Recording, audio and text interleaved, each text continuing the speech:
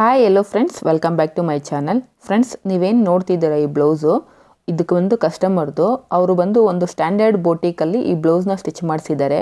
ನೋಡಿ, ಅವರು ನೆಕ್ಗೆ ಪೈಪಿಂಗನ್ನು ಯಾವ ರೀತಿ ಅವರು ಸ್ಟಿಚ್ ಮಾಡಿದ್ದಾರೆ ಅಂತ ತೋರಿಸ್ತಿದ್ದೀನಿ. ನನಗೆ ಕಸ್ಟಮರು ಈ ಮೆಜರ್ಮೆಂಟ್ ಬ್ಲೌಸ್ನ ತಂದುಕೊಟ್ಟು ಒಂದು 3 ಬ್ಲೌಸನ್ನು ಕೊಟ್ಟಿದ್ದಾರೆ ಸ್ಟಿಚ್ ಮಾಡೋಕ್ಕೆ. ಸೇಮ್ ಇದೇ ರೀತಿ ಪೈಪಿಂಗನ್ನು ಅವರು ನೆಕ್ಗೆ ಸ್ಟಿಚ್ ಮಾಡೋಕ್ಕೆ ಹೇಳಿದ್ದಾರೆ. ಬನ್ನಿ ಫ್ರೆಂಡ್ಸ್, ಯಾವ ರೀತಿ ನಾವು ಬೊಟಿಕ್ ಲೆವೆಲಲ್ಲಿ ನಾವು ಅವರು ಕೊಟ್ಟಿರುವಂಥ ಮೆಜರ್ಮೆಂಟ್ ಬ್ಲೌಸಲ್ಲಿ ಯಾವ ರೀತಿ ನೆಕ್ಗೆ ಪೈಪಿಂಗನ್ನು ಮಾಡಿದ್ದೀರೋ ಸೇಮ್ ಅದೇ ರೀತಿಯೇ ನಾವೀಗ ಪೈಪಿಂಗನ್ನು ಮಾಡೋಣ. ಥ್ರೆಡ್ ಪೈಪಿಂಗನ್ನು ನೋಡಿ, ಅದಕ್ಕೋಸ್ಕರ ನಾನಿಲ್ಲಿ ಲೈನಿಂಗನ್ನು ತೊಗೊಂಡಿದ್ದೀನಿ. ಫಸ್ಟು 1.5 ಇಂಚ್ ಇರೋ ಥರ ನಾನು ಈ ರೀತಿ ಕ್ರಾಸಾಗಿ ಮಾರ್ಕಿಂಗ್ಸ್ನ ಮಾಡ್ಕೊಳ್ತಾ ಇದ್ದೀನಿ.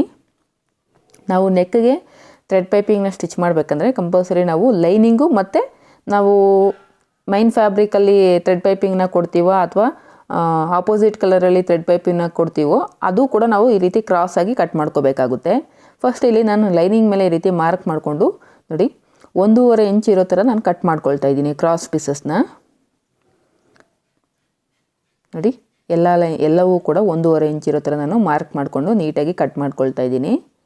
ಈ ಮೆಥಡಲ್ಲಿ ನಾವು ಥ್ರೆಡ್ ಪೈಪಿಂಗ್ನ ಸ್ಟಿಚ್ ಮಾಡಬೇಕಾದ್ರೆ ಲೈನಿಂಗ್ ಮೇಲೆ ನಾವು 1.5 ಇಂಚ್ ಇರೋ ಥರ ಈ ಬಿಡ್ತಿರೋ ಥರ ನೋಡಿಕೊಂಡು ನಾವು ಈ ರೀತಿ ಕ್ರಾಸ್ ಪೀಸಸ್ನ ಕಟ್ ಮಾಡ್ಕೋಬೇಕು. ಹಾಗೆ ಥ್ರೆಡ್ ಪೈಪಿಂಗ್ ಕೊಡೋದಕ್ಕೆ ನಮಗೆ ಫ್ಯಾಬ್ರಿಕ್ ಬೇಕಾಗುತ್ತಲ್ಲ, ಅಂದರೆ ಮೈನ್ ಫ್ಯಾಬ್ರಿಕ್ ಆದರೂ ಆಗಿರ್ಬೋದು ಅಥವಾ ಆಪೋಸಿಟ್ ಕಲರಲ್ಲಿ ನಾವು ಯಾವ ಫ್ಯಾಬ್ರಿಕ್ ತೊಗೊಂಡ್ರು ಅದು 1 ಇಂಚ್ ಇರೋ ಥರ ನಾವು ಈ ರೀತಿ ಕ್ರಾಸ್ ಪೀಸಸ್ನ ಕಟ್ ಮಾಡ್ಕೋಬೇಕಾಗುತ್ತೆ. ಲೈನಿಂಗ್ ಬಿಡ್ತು ಬಂದು 1.5 ಇಂಚ್ ಇರೋ ಥರ ಕಟ್ ಮಾಡ್ಕೊಳ್ಳಿ. ನೀವು ಥ್ರೆಡ್ ಪೈಪಿಂಗ್ನ ಸ್ಟಿಚ್ ಮಾಡೋದಕ್ಕೆ ಯೂಸ್ ಮಾಡೋ ಫ್ಯಾಬ್ರಿಕ್ ಬಂದು 1 ಇಂಚ್ ಇರೋ ಥರ ಕಟ್ ಮಾಡ್ಕೋಬೇಕು. ಈಗ ನಾವೇನು ಈ ಕ್ರಾಸ್ ಪೀಸಸ್ನ ಕಟ್ ಮಾಡ್ಕೊಂಡಿದ್ದೀವೋ ಅದನ್ನು ನೋಡಿ ಈ ರೀತಿ ಕ್ರಾಸಾಗಿ ಇಟ್ಕೊಂಡು ನಾವು ಜಾಯಿನ್ ಮಾಡ್ಕೋಬೇಕಾಗುತ್ತೆ. ನೋಡಿ, ನಾನು ಯಾವ ರೀತಿ ಜಾಯಿನ್ ಮಾಡ್ತಾಯಿದ್ದೀನಿ ಅಂತ ನೀಟಾಗಿ ಅಬ್ಸರ್ವ್ ಮಾಡಿ. ನೋಡಿ, ಈ ರೀತಿ ಕ್ರಾಸಾಗಿ ಪ್ಲೇಸ್ ಮಾಡಿಕೊಂಡು ನಾವು ಈ ಪೀಸಸ್ನ ನಾವು ಸ್ಟ್ರೈಟಾಗಿ ಬರೋ ಥರ ಜಾಯಿನ್ ಮಾಡ್ಕೋಬೇಕು.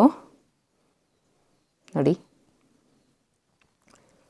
ಕಂಪಲ್ಸರಿ ನಾವು ನೆಕ್ಗೆ ಥ್ರೆಡ್ ಪೈಪಿಂಗ್ನ ಸ್ಟಿಚ್ ಮಾಡಬೇಕಾದ್ರೆ ಅಥವಾ ನಾರ್ಮಲಾಗಿ ನಾವು ಪೈಪಿಂಗನ್ನು ಕೊಡಬೇಕಾದ್ರೂ ಕೂಡ ನಾವು ಈ ರೀತಿ ಕ್ರಾಸ್ ಪೀಸಸ್ನ ತೊಗೊಂಡು ಸ್ಟಿಚ್ಚನ್ನು ಹಾಕ್ಕೊಂಡು ಆನಂತರ ನಾವು ಪೈಪಿಂಗನ್ನು ಕೊಡಬೇಕಾಗುತ್ತೆ. ಸ್ಟ್ರೈಟ್ ಪೀಸಲ್ಲಿ ನೀವು ಯಾವುದೇ ಕಾರಣಕ್ಕೂ ನೆಕ್ ಪೈಪಿಂಗನ್ನು ಸ್ಟಿಚ್ ಮಾಡೋಕ್ಕೆ ಹೋಗಬೇಡಿ, ಫಿನಿಶಿಂಗ್ ನೀಟಾಗಿ ಬರೋದಿಲ್ಲ. ನೋಡಿ, ಈ ರೀತಿ ರೆಡಿ ಮಾಡ್ಕೋಬೇಕು. ಲೈನಿಂಗನ್ನು ಈಗ ನಾವು ಕ್ರಾಸ್ ಪೀಸಸ್ ಕಟ್ ಮಾಡ್ಕೊಂಡು ರೆಡಿ ಮಾಡ್ಕೊಂಡ್ವಿ. ಈಗ ನಾವು ಯಾವ ಫ್ಯಾಬ್ರಿಕಲ್ಲಿ ನಾವು ಥ್ರೆಡ್ ಪೈಪಿಂಗನ್ನು ಕೊಡ್ತಿದ್ದೀವೋ ಆ ಫ್ಯಾಬ್ರಿಕ್ಕು ಕೂಡ ನಾವು ಕ್ರಾಸಾಗಿ ಕಟ್ ಮಾಡ್ಕೋಬೇಕಾಗುತ್ತೆ. ನೋಡಿ, ನಾನು 1 ಇಂಚ್ ಇರೋ ಥರ ಕಟ್ ಮಾಡ್ಕೊಳ್ತಾ ಇದ್ದೀನಿ. ವಿಡ್ತು 1 ಇಂಚ್ ಇರೋ ಥರ ನಿಮಗೆ ನೆಕ್ಗೆ ಎಷ್ಟು ಫ್ಯಾಬ್ರಿಕ್ ಬೇಕಾಗುತ್ತೋ ಅಷ್ಟು ಕ್ರಾಸ್ ಪೀಸಸ್ನ ನೀವು ಕಟ್ ಮಾಡ್ಕೋಬೇಕು. ನಾನಿಲ್ಲಿ ಸಿಲ್ವರ್ ಕಲರಲ್ಲಿ ಪೈಪಿಂಗನ್ನು ಕೊಡ್ತಾ ಇದ್ದೀನಿ. ಬ್ಲೌಸ್ ಬಾರ್ಡರು ಮತ್ತು ಸ್ಯಾರಿಯಲ್ಲಿ ಬಾರ್ಡರ್ ಬಂದು ಸಿಲ್ವರ್ ಕಲರ್ ಇರೋದ್ರಿಂದ ನೆಕ್ ಮತ್ತು ಹ್ಯಾಂಡ್ಸ್ಗೆ ನಾನು ಕೂಡ ಸಿಲ್ವರ್ ಕಲರನ್ನು ಯೂಸ್ ಮಾಡಿಕೊಂಡು ಪೈಪಿಂಗನ್ನು ಮಾಡ್ತಾಯಿದ್ದೀನಿ. ಕಸ್ಟಮರ್ ಸೇಮ್ ಕಲರಲ್ಲೇ ಮಾಡಿ, ಅಂದರೆ ಬ್ಲೌಸ್ ಪೀಸಲ್ಲೇ ಸೇಮ್ ಮಾಡಿ ಅಂತಂದರೆ ನೀವು ಮಾಡಿಕೊಡ್ಬೇಕು. ಇಲ್ಲ ಆಪೋಸಿಟ್ ಕಲರ್ ಯೂಸ್ ಮಾಡಿ ಅಂತ ಹೇಳಿದ್ರು ಆಪೋಸಿಟ್ ಕಲರ್ಸ್ನ ಯೂಸ್ ಮಾಡಿಕೊಂಡು ನೀವು ಥ್ರೆಡ್ ಪೈಪಿಂಗ್ನ ಸ್ಟಿಚ್ ಮಾಡ್ಕೋಬೋದು. ನೋಡಿ, ಇದನ್ನು ಕೂಡ ಈ ರೀತಿ ಕ್ರಾಸಾಗಿ ಪ್ಲೇಸ್ ಮಾಡಿಕೊಂಡು ನಾವು ಜಾಯಿಂಟನ್ನು ಮಾಡ್ಕೋಬೇಕಾಗುತ್ತೆ.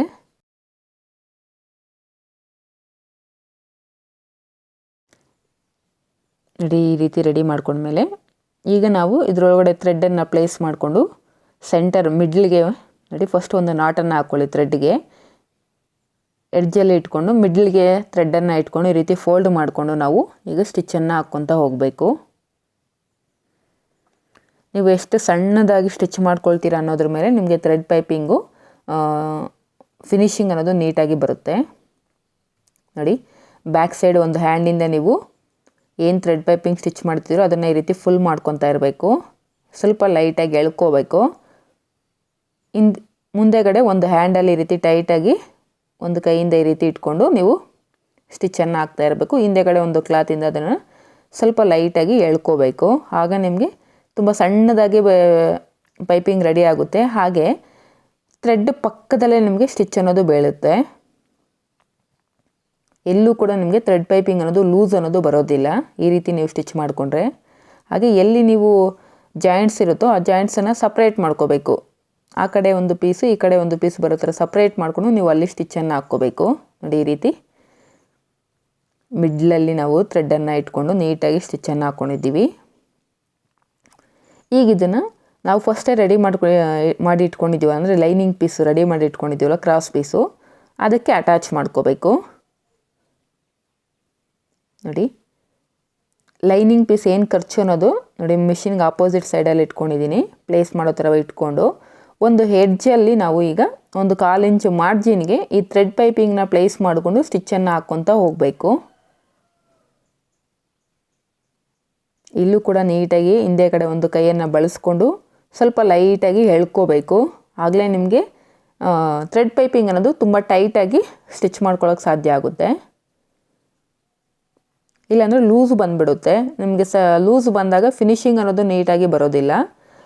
1/4 ಇಂಚು ಮಾರ್ಜಿನು ಲೈನಿಂಗ್ಗೆ 1/4 ಇಂಚು ಮಾರ್ಜಿನ್ಗೆ ನಾವು ಈಗ ಈ ಥ್ರೆಡ್ ಪೈಪಿಂಗ್ ಏನು ನಾವು ರೆಡಿ ಮಾಡ್ಕೊಂಡಿದ್ವಿ ಅದನ್ನು ಸ್ಟಿಚ್ ಮಾಡ್ಕೊತ ಹೋಗಬೇಕು.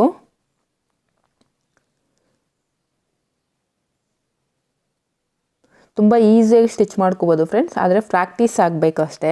ನೀವೆಷ್ಟು ಪ್ರಾಕ್ಟೀಸ್ ಮಾಡ್ತೀರಾ ಅನ್ನೋದ್ರ ಮೇಲೆ ನಿಮಗೆ ಫಿನಿಶಿಂಗ್ ಅನ್ನೋದು ನೀಟಾಗಿ ಬರುತ್ತೆ.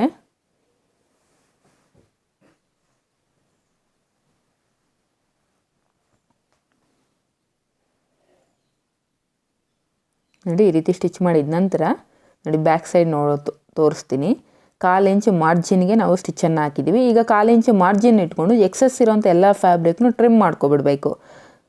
ನೋಡಿ ಲೈನಿಂಗು ಮತ್ತು ನಾವೇನು ಥ್ರೆಡ್ ಪೈಪಿಂಗ್ ಸ್ಟಿಚ್ ಮಾಡಿದ್ದೀವಲ್ವ ಸಿಲ್ವರ್ ಕಲರ್ ಫ್ಯಾಬ್ರಿಕ್ಕು ಅದು ಕೂಡ ಎರಡು ಈಕ್ವಲ್ ಆಗಿರೋ ಥರ ನೋಡ್ಕೊಳ್ಳಿ, ಸಮವಾಗಿರಬೇಕು. 1/4 ಇಂಚು ಮಾರ್ಜಿನ್ನು ಕೊನೆಯವರೆಗೂ ಸೇಮ್ ಒಂದೇ ಥರ ಮಾರ್ಜಿನ್ ಇರೋ ಥರ ನೋಡ್ಕೋಬೇಕು. ಏನು ಎಕ್ಸೆಸ್ ಇದೆಯೋ ಅದನ್ನೆಲ್ಲ ಈ ರೀತಿ ನೀಟಾಗಿ ಟ್ರಿಮ್ ಮಾಡ್ಕೊಬಿಡಿ. ನೋಡಿ ಈ ರೀತಿ ರೆಡಿ ಮಾಡ್ಕೋಬೇಕು.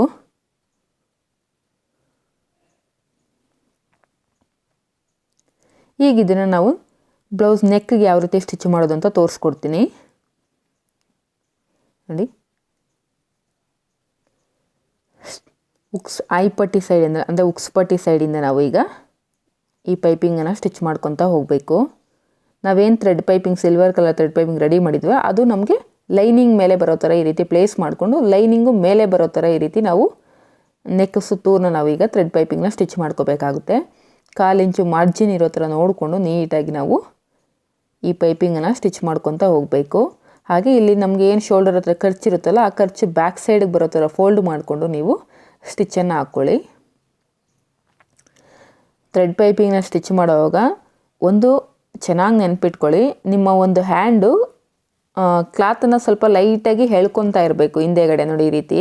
ಹಾಗೆ ಆ ಕಾರ್ನರ್ಸ್ ಅಂದರೆ ಆ ರೌಂಡ್ ತಿರುಗುವಂಥ ಶೇಪ್ಸ್ ಹತ್ರ ಬಂದಾಗ ಕ್ಲಾತನ್ನು ಕೂಡ ನೀವು ಸ್ವಲ್ಪ ರೌಂಡಾಗೆ ತಿರುಗಿಸ್ಕೋಬೇಕಾಗುತ್ತೆ. ಆಗಲೇ ನಿಮಗೆ ಫಿನಿಶಿಂಗ್ ಅನ್ನೋದು ನೀಟಾಗಿ ಬರುತ್ತೆ. ನೋಡಿ ಈ ರೀತಿ 2 ಫಿಂಗರ್ಸ್ ಸಹಾಯದಿಂದ ನೀವು ಹಿಂದೆಗಡೆ ಕ್ಲಾತನ್ನು ಆ ರೌಂಡ್ಸ್ ಇರೋ ಶೇಪ್ಸ್ ಹತ್ರ ನೀಟಾಗಿ ರೌಂಡಾಗೆ ನೀವು ಕ್ಲಾತನ್ನು ತಿರುಗಿಸ್ಕೋಬೇಕು. ಥ್ರೆಡ್ ಪೈಪಿಂಗ್ನ ಸ್ಟಿಚ್ ಮಾಡುವಾಗ ಕಂಪಲ್ಸರಿ ಹಿಂದೆಗಡೆ ಹ್ಯಾಂಡನ್ನು ಬಳಸ್ಕೊಂಡು ನೀವು ಸ್ವಲ್ಪ ಲೈಟಾಗಿ ಕ್ಲಾತನ್ನು ಎಳ್ಕೊಂಡಾಗ ಥ್ರೆಡ್ ಪೈಪಿಂಗ್ ಅನ್ನೋದು ಎಲ್ಲೂ ಕೂಡ ನಿಮಗೆ ಲೂಸ್ ಅನ್ನೋದು ಬರೋದಿಲ್ಲ.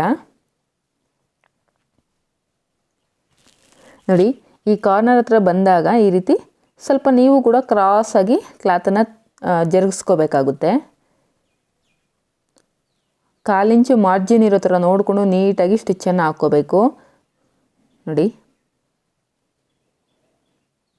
ಆಲ್ರೆಡಿ ನಮ್ಗೆ ಅಲ್ಲಿ ಥ್ರೆಡ್ ಇರೋದ್ರಿಂದ ನಿಮಗೆ ಈಸಿಯಾಗಿ ಗೊತ್ತಾಗುತ್ತೆ ಥ್ರೆಡ್ ಪಕ್ಕದಲ್ಲೇ ನಮಗೆ ಸ್ಟಿಚ್ ಬರಬೇಕು ಅನ್ನೋದು. ನೋಡಿ ಈ ರೀತಿ ಫಸ್ಟ್ ಈಗ ಈ ರೀತಿ ಸ್ಟಿಚ್ ಮಾಡಿದ ನಂತರ ನೈಲಿಂದ ಈ ರೀತಿ ನೀಟಾಗಿ ಆ ಲೈನಿಂಗನ್ನು ರಬ್ ಮಾಡ್ಕೊತಾ ಇದ್ದೀನಿ.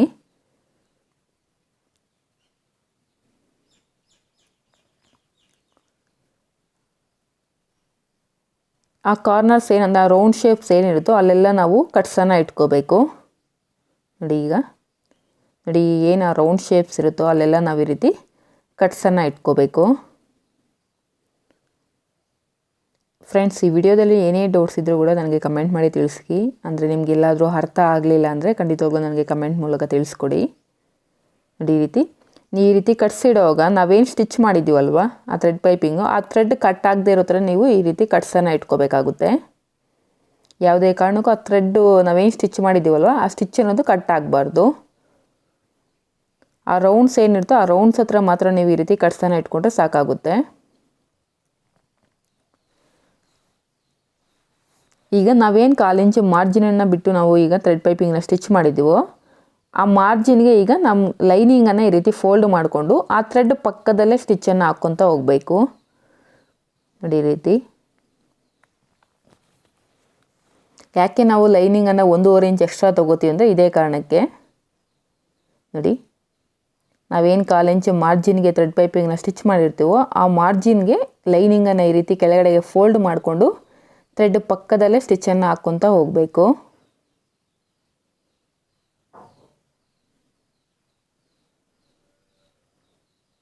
ಇನ್ನೊಂದು 2 ಸಲ ನಾವು ಥ್ರೆಡ್ ಪಕ್ಕದಲ್ಲಿ ಸ್ಟಿಚ್ ಹಾಕೋದ್ರಿಂದ ನಮಗೆಲ್ಲೂ ಕೂಡ ಥ್ರೆಡ್ ಪೈಪಿಂಗ್ ಅನ್ನೋದು ತುಂಬ ಲೂಸ್ ಅನ್ನೋದು ಬರೋದಿಲ್ಲ, ಟೈಟಾಗಿ ನಮಗೆ ಬರುತ್ತೆ ಫಿನಿಶಿಂಗ್ ಅನ್ನೋದು ಥ್ರೆಡ್ ಪೈಪಿಂಗು.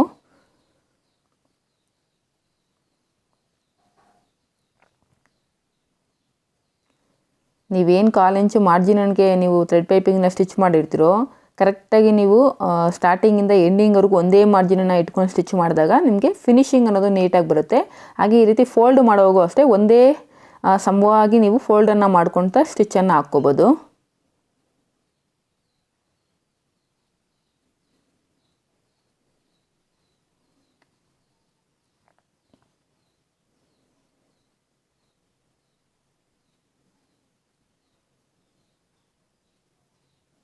ನೋಡಿ, ಈಗ ನಾವು ಲೈನಿಂಗನ್ನು ಈ ರೀತಿ ಫೋಲ್ಡ್ ಮಾಡಿ ಸ್ಟಿಚ್ ಮಾಡಿದಾಗ ನೋಡಿ ನಮಗೆ ಎಕ್ಸೆಸ್ ಅನ್ನೋದು ಇದೆ ಲೈನಿಂಗು. ನಾವೇನು ಇವಾಗ ಸ್ಟಿಚ್ ಹಾಕಿದ್ದೀವೋ ಆ ಸ್ಟಿಚ್ ಸಮವಾಗಿರೋ ಥರ ನೋಡಿಕೊಂಡು ಎಕ್ಸೆಸ್ ಇರೋಂತೆಲ್ಲ ಲೈನಿಂಗ್ ಫ್ಯಾಬ್ರಿಕನ್ನು ನಾವು ಕಟ್ ಮಾಡ್ಕೊಬಿಡಬೇಕು. ನಾವು 1.5 ಇಂಚು ಲೈನಿಂಗನ್ನು ತೊಗೊಂಡಿರೋದ್ರಿಂದ ನಮಗೆ ಸ್ವಲ್ಪ ಎಕ್ಸೆಸ್ ಅನ್ನೋದು ಬರುತ್ತೆ. ಆ ಎಕ್ಸೆಸ್ ಇರೋಂಥ ಫ್ಯಾಬ್ರಿಕ್ನ ನೀಟಾಗಿ ಟ್ರಿಮ್ ಮಾಡ್ಕೊಬಿಡಬೇಕು.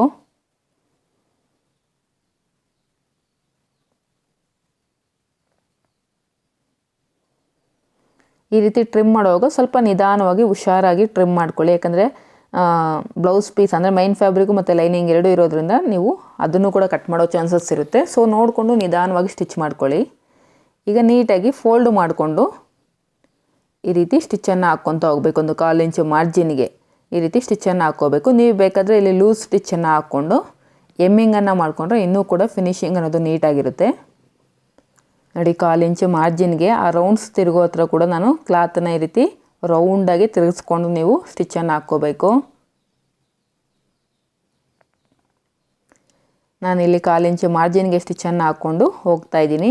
ನೀವು ಬೇಕಾದರೆ ಲೂಸ್ ಸ್ಟಿಚ್ಚನ್ನು ಇಲ್ಲಿ ಸ್ಟಿಚ್ ಮಾಡಿಕೊಂಡು ಎಮ್ಮಿಂಗನ್ನು ಮಾಡ್ಕೋಬೋದು. ಫಿನಿಶಿಂಗ್ ಅನ್ನೋದು ಇನ್ನೂ ನೀಟಾಗಿ ಚೆನ್ನಾಗಿ ಕಾಣಿಸುತ್ತೆ ನೀವು ಎಮ್ಮಿಂಗ್ ಏನಾದರೂ ಮಾಡಿಕೊಂಡ್ರೆ.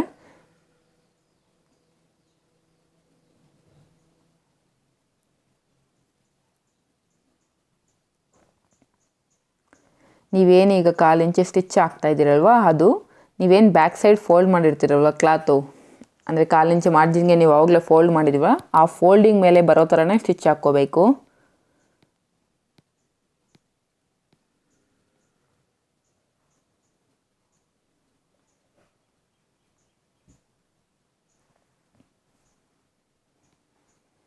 ನಾನೇನಿಲ್ಲಿ ಎಮ್ಮಿಂಗನ್ನೇನು ಮಾಡ್ತಾಯಿಲ್ಲ, ಅದರಿಂದ ನಾನು ನಾರ್ಮಲಾಗಿ ಸ್ಟಿಚ್ಚನ್ನು ಹಾಕ್ಕೋತಾ ಇದ್ದೀನಿ. ನೀವೊಂದು ವೇಳೆ ಎಮ್ಮಿಂಗ್ ಮಾಡೋದಾದರೆ ಲೂಸ್ ಸ್ಟಿಚ್ಚನ್ನು ಹಾಕ್ಕೊಂಡು ನೀಟಾಗಿ ಎಮ್ಮಿಂಗನ್ನು ಮಾಡ್ಕೊಳ್ಳಿ. ಸ್ಟಾರ್ಟಿಂಗು ಮತ್ತು ಎಂಡಿಂಗಲ್ಲಿ ಕಂಪಲ್ಸರಿ ರಫ್ ಸ್ಟಿಚ್ಚನ್ನು ಹಾಕ್ಕೊಳ್ಳಿ. ನೋಡಿ, ಆ ಫೋಲ್ಡಿಂಗ್ ಎಡ್ಜಲ್ಲಿ ನಮಗೆ ಸ್ಟಿಚ್ ಬರೋ ಥರ ನಾವು ಸ್ಟಿಚ್ಚನ್ನು ಹಾಕ್ಕೋಬೇಕು. ನೋಡಿ ಫಿನಿಶಿಂಗ್ ಯಾವ ರೀತಿ ಕಾಣಿಸ್ತಿದೆ ಅಂತ. ಈ ವಿಡಿಯೋ ನಿಮಗೆ ಯೂಸ್ಫುಲ್ ಆಗಿದೆ ಅಂತ ಅನ್ಸಿದ್ರೆ ವಿಡಿಯೋಗೊಂದು ಲೈಕ್ ಮಾಡಿ. ಹಾಗೆ ಯಾರಾದರೂ ಹೊಸದಾಗಿ ವಿಡಿಯೋನ ನೋಡ್ತಾ ಇದ್ದರೆ ಪ್ಲೀಸ್ ನನ್ನ ಚಾನಲ್ನ ಸಬ್ಸ್ಕ್ರೈಬ್ ಮಾಡ್ಕೊಳ್ಳಿ ಫ್ರೆಂಡ್ಸ್. ಸೇಮ್ ಇದೇ ಮೆಥಡಲ್ಲಿ ಸ್ಲೀವ್ಸ್ಗೂ ಕೂಡ ನೀವು ಸ್ಟಿಚ್ ಮಾಡ್ಕೋಬೋದು. ಇಲ್ಲ ಅಂದರೆ ನೀವು ಇನ್ವಿಸಿಬಲಲ್ಲಿ ಸ್ಲೀವ್ಸ್ಗೆ ನೀವು ಥ್ರೆಡ್ ಪೈಪಿಂಗ್ನ ಸ್ಟಿಚ್ ಮಾಡ್ಕೋಬೋದು. ನೀವು ಒಂದು ಸಲ ಈ ಮೆಥಡಲ್ಲಿ ಟ್ರೈ ಮಾಡಿ ಹೇಗೆ ಬಂತು ಅಂತ ನನಗೆ ಕಮೆಂಟ್ ಮಾಡಿ ತಿಳಿಸ್ಕೊಳ್ಳಿ. Thank you for watching.